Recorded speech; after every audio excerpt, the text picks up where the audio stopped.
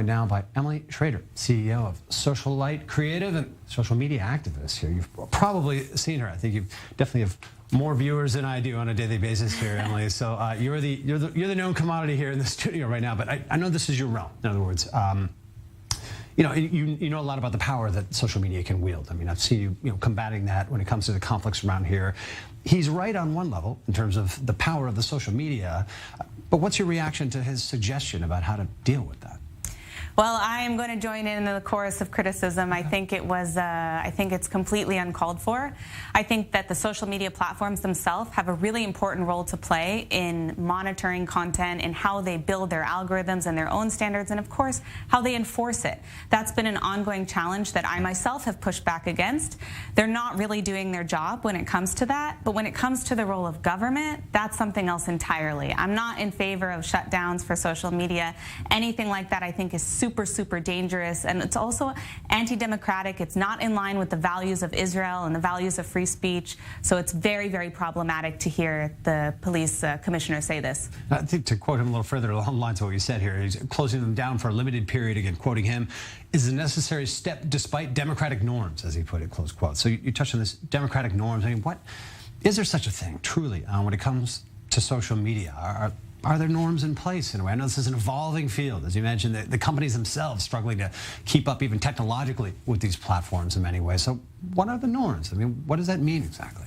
I mean, I think the democratic norms that he's speaking about are free speech, of course, and free expression. And this is something that should be protected. Now, the issue with social media is that it can spiral out of control. And when we talk about free speech, we're talking about a marketplace of ideas where you have one side and you have another side and you're able to debate. Unfortunately, that doesn't always happen with social media because you have too much of one side or you have a lot of extremism on another side that is sometimes aided by algorithms when you get in an echo chamber and you only hear people who agree with you.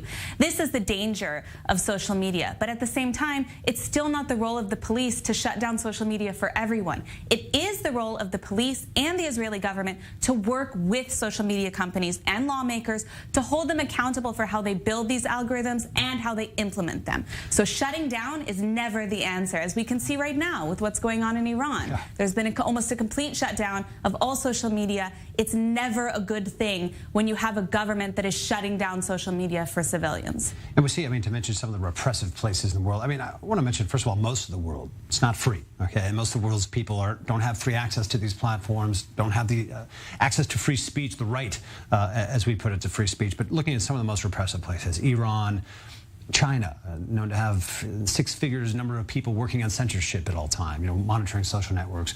Russia, a lot of this happening now.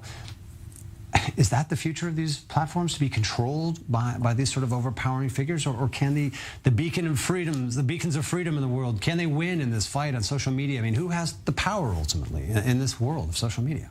I mean, I think when you're speaking about social media platforms, they operate a little bit differently. Obviously, Twitter and Instagram / Facebook Meta now is going to be different because they're American companies originally. So there is a level of expectation for free speech and free expression that might not exist on a platform like TikTok, for example, which has had numerous problems with their algorithms and how things are removed. I myself had a video about free speech, ironically, removed by TikTok, which of course wasn't removed on any other platform.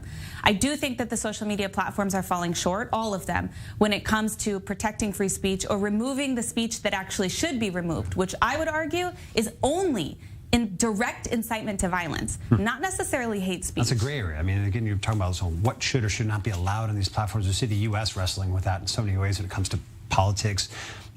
The former president, I mean, you name it, this has been a sticky ground here. Another layer to this, though, and I think we sort of touched on it, cybersecurity people will say that there's a massive amount of misinformation, fake news, to draw back on a term that was used a lot during the former presidency there. How is that, how do we know? How do we trust what we're looking at in social media, essentially, that it's not a government bot putting something in front of us? Well, I think there's no way to know in real time whether it's coming from a government agenda, or it's coming from, a genuine source or a journalist. It's very difficult on social media. This is one of the challenges that the platforms themselves need to deal with. I think that they have improved significantly when it comes to incitement to violence and removing that speech or dealing with it appropriately in different countries. But when it comes to misinformation, it's a huge challenge, and it's an ongoing challenge. So on the one hand, I feel for them because this isn't something that's going away.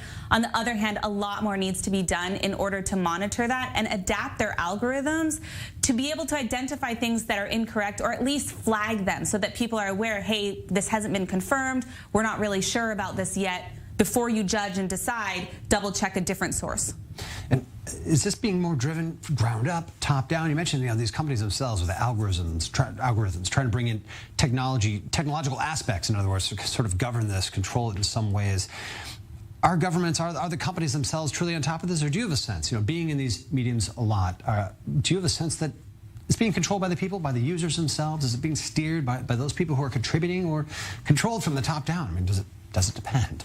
I think it definitely is at this point, it's being controlled by the private companies themselves, which is part of the reason that, last week I was in Washington, D.C. with the Interparliamentary Committee on Combating Anti-Semitism, and that has lawmakers from all over, mostly English-speaking countries, who are working with those platforms to adapt their policies and their algorithms so that they don't reward false information. In this case, it's focused on anti-Semitism. Okay. So they are working towards improving this issue, but it's an ongoing issue, and it's going to continue to adapt as social media users continue to put out content that unfortunately is hateful in a lot of cases. I'm sure the next conflicts around the corner, as they may be, will again give us a lot of food for thought on this subject here. Emily Schrader, thanks for being with us. An important realm for all of us, whether we know it or not. So thanks. Thanks.